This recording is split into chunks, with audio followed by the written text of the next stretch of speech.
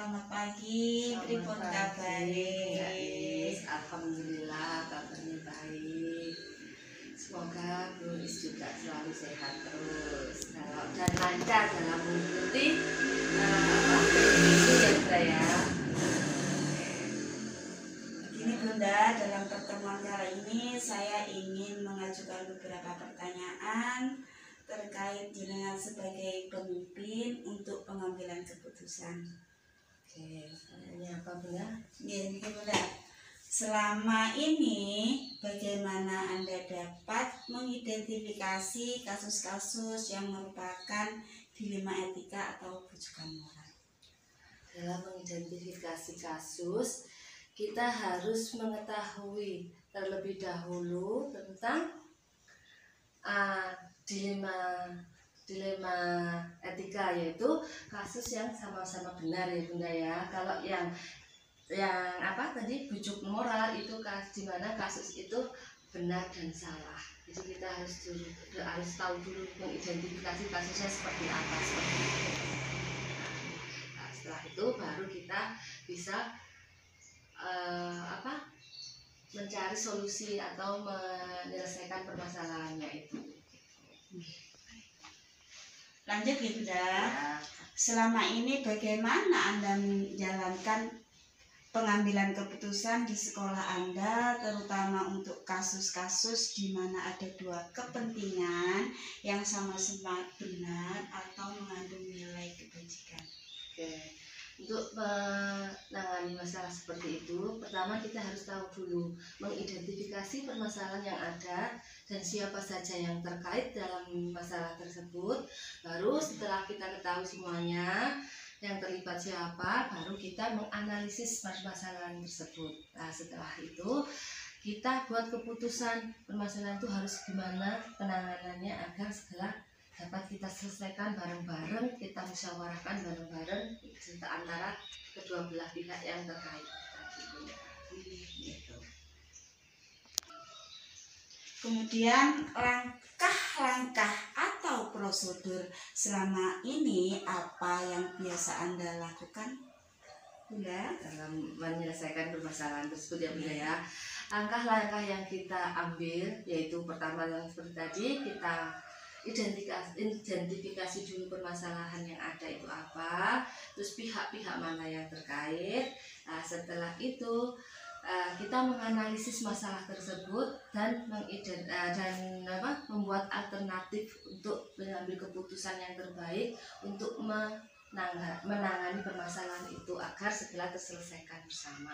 Dan tujuannya adalah apa Bunda? Untuk kebaikan kita bersama juga, seperti itu. Kemudian hal-hal apa saja yang selama ini Anda anggap efektif dalam pengambilan keputusan pada kasus dilema etika tersebut, Bunda? Hal-hal yang efektif dalam pengambilan keputusan dilema etika adalah dengan menelaah siapa-siapa saja yang terlibat dan hal-hal apa yang urgent atau yang mendesak itu harus kita selesaikan terlebih dahulu agar semua permasalahan yang ada segera terselesaikan dengan cepat dan tepat gitu. Hal-hal apa saja yang selama ini merupakan tantangan bagi jenengan dalam pengambilan keputusan pada kasus dilema etika? Tantangan dalam pengambilan keputusan dalam kasus dilema etika ini adalah biasanya dalam kasus-kasus yang sama atau kasus-kasus yang sama-sama Bunda, urgent ya, penting atau urgent. Makanya kita biasanya prioritaskan masalah mana yang harus kita dulukan dan masalah mana yang harus segera terselesaikan terlebih dahulu, seperti itu. Lanjut ya Bunda. Oke, monggo. Apakah Anda memiliki sebuah tata cara atau jadwal tertentu dalam kasus dilema etika? Apakah Anda langsung menyelesaikan di tempat atau memiliki sebuah jadwal untuk menyelesaikannya seperti apa yang Anda jalankan? Saya keliru. 3. Lanjut ya Bunda. Apakah Anda memiliki sebuah tata cara atau jadwal tertentu dalam kasus dilema etika? Apakah Anda langsung menyelesaikan di tempat atau jenengan mempunyai jadwal untuk menyelesaikannya? Bentuk atau prosedur seperti apa yang jenengan jalankan, Bunda? Dalam pengambilan keputusan dilema etika tadi, kami tidak mempunyai jadwal tertentu karena setiap masalah kita sebisa mungkin dan secepat mungkin untuk menyelesaikan permasalahan. Jadi untuk jadwal, untuk waktu atau tata cara kita nggak punya hal yang telah ditentukan, itu nggak ada Bunda. Jadi semuanya kalau bisa secepat mungkin dan setepat mungkin dalam menyelesaikan permasalahan seperti itu. Untuk yang selanjutnya, adakah seseorang atau faktor-faktor apa yang selama ini mempermudah atau membantu jenengan dalam mengambil keputusan dalam kasus-kasus dilema etika tersebut, Bunda? Dalam pengambilan keputusan dilema etika ini, saya melibatkan semua pihak dalam intern sekolah, baik itu guru, wali murid, atau anak didik, karena setiap kasus itu kan ada anak dan anak, ada guru dengan guru, ada guru dengan wali murid. Makanya setiap ada permasalahan biasanya kita selesaikan bareng-bareng, dan semua orang yang terlibat di situ yang kemungkinan bisa menyelesaikan permasalahan itu kami ajak untuk bermusyawarah untuk menyelesaikan masalah yang ada demi tercapai tujuan yang baik untuk peningkatan kualitas sekolah atau yang lainnya seperti itu. Terakhir ya Bunda, tinggal satu nih. Dari semua hal yang telah disampaikan, pembelajaran apa yang dapat Anda petik dari pengalaman Anda mengambil keputusan dilema etika sebagai seorang pemimpin? Pengalaman yang bisa saya ambil dari kami seorang pemimpin dari dilema etika itu adalah kasus di mana dalam setiap keputusan yang kita ambil itu belum tentu ada pihak-pihak yang setuju, kadang ada yang setuju, ada yang tidak. Nah, di sini kita harus bisa mengambil jalan tengahnya, di mana keputusan itu harus benar-benar sesuai atau tepat untuk kebaikan lembaga atau pihak-pihak lain seperti itu, Bunda. Jadi di mana setiap keputusan yang kita ambil itu jangan sampai merugikan pihak lain, atau kalau bisa setiap keputusan harus memberikan yang terbaik bagi kedua belah pihak seperti itu. Terima kasih Bunda, waktunya hari ini jawaban Anda sudah sudah membuat hati saya juga terbuka. Sebagai seorang pemimpin kita harus bagaimana. Oke.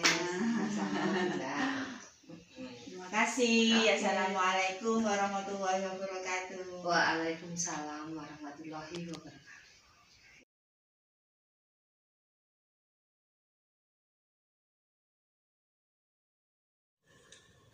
Assalamualaikum warahmatullahi wabarakatuh. Bu Nur Asia Gaim.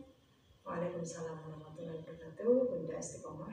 Hari ini saya ingin mewawancarai jenengan tentang pengambilan keputusan yang berbasis pada nilai-nilai kebajikan sebagai seorang pemimpin. Silakan. Ya, yang pertama, selama ini bagaimana Anda mengidentifikasi kasus-kasus yang merupakan dilema etika atau rujukan moral? Saya jawab Bunda ya. Sebelum mengambil keputusan dalam kasus dilema etika, terlebih dahulu ada hal yang perlu saya lakukan.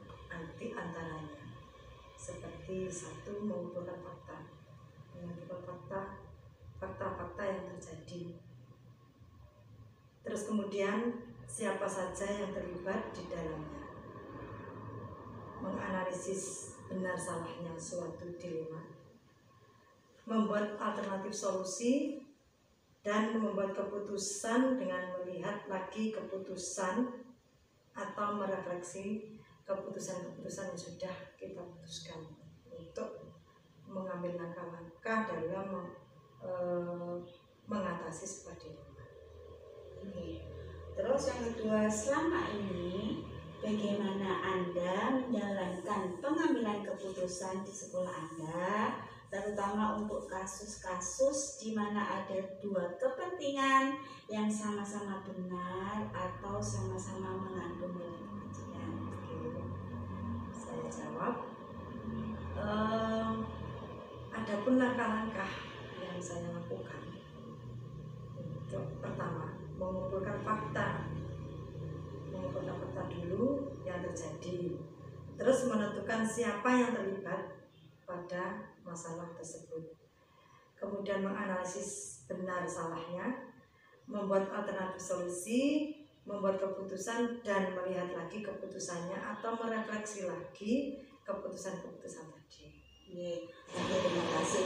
Selanjutnya, langkah-langkah atau prosedur seperti apa yang biasa Anda lakukan selama ini, Bunda?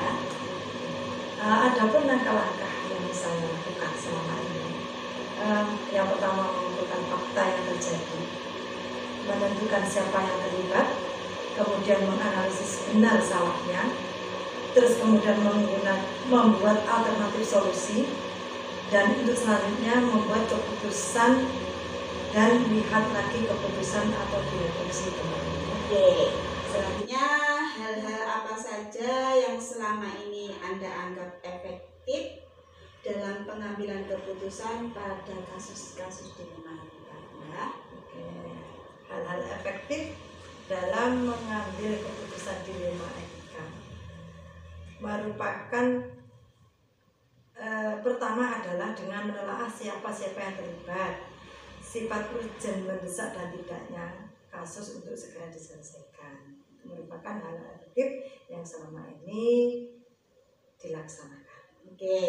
Kemudian yang kelima, hal-hal apa yang selama ini merupakan tantangan dalam pengambilan keputusan pada kasus dilema etika? Banyak sekali Bunda, tantangan-tantangan yang sudah saya alami, sudah kita alami sebagai seorang pemimpin. Tantangan dalam pengambilan keputusan dalam kasus dilema etika adalah masalah tersebut mempunyai nilai yang sama-sama penting, tetapi tetap ada prioritas yang harus didahulukan. Juga adanya atasan langsung yang terlibat, serta adanya peraturan-peraturan yang harus dipenuhi. Tak kalah penting, ada nilai-nilai rasa yang harus tetap kita. Terus, apakah Anda memiliki sebuah jadwal tertentu dalam sebuah penyelesaian kasus dilema etika? Apakah Anda langsung menyelesaikan di tempat atau memiliki sebuah jadwal yang menyelesaikan bentuk atau prosedur seperti apa yang Anda jalankan? Kalau jadwal sih saya tidak punya jadwal khusus, Bu ya. Tetapi ada tata kelola dengan menganalisa, mempertimbangkan dan memusyawarahkan kasus dilema etika yang ada, baik secara formal maupun secara non formal. Terus adakah seseorang atau faktor-faktor yang selama ini mempermudah atau membantu Anda dalam pengambilan keputusan dalam kasus-kasus dilema etika tersebut, Bunda? Ya, pasti ada, Bunda ya. Seseorang atau faktor yang mempermudah pengambilan keputusan pada kasus dilema etika yang dialami adalah orang-orang yang terlibat di dalamnya, adalah orang-orang yang profesional yang bisa menghargai kita dan menerima keputusan atasan langsung. Yang terakhir, Bunda ya. dari semua yang telah disampaikan, pembelajaran apa yang dapat Anda petik dari pengalaman Anda dalam mengambil keputusan di 5 etika sebagai seorang pemimpin? Banyak sekali Bunda ya, banyak sekali sebagai seorang pemimpin itu yang memang harus sudah benar-benar siap segalanya. Pembelajaran yang diambil dari pengambilan keputusan harus banyak-banyak menganalisa kasus yang ada Bunda. Dan banyak pertimbangan-pertimbangan. Setiap keputusan pasti tidak mungkin membuat puas semua pihak yang terlibat tentunya. Pasti ada pihak yang tidak terpuaskan. Semua yang terlibat pada pengambilan keputusan harus siap menerima, menghormati, serta melaksanakan keputusan yang sudah ditetapkan bersama. Oke, terima kasih Bunda waktunya. Terima kasih kembali. Alhamdulillah dengan sudah menjawab semua yang saya tanyakan dengan gamblang. Terima kasih atas waktunya ya Bunda. Terima kasih kembali pada Istiqomah. Mudah-mudahan apa yang menjadi jawaban saya tadi bisa bermanfaat bagi Bunda, dan saya doakan Bunda selalu sehat, selalu lancar, sukses menjalankan semua demi putra-putri bangsa kita. Oke, terima kasih. Assalamualaikum Bunda. Waalaikumsalam warahmatullahi wabarakatuh.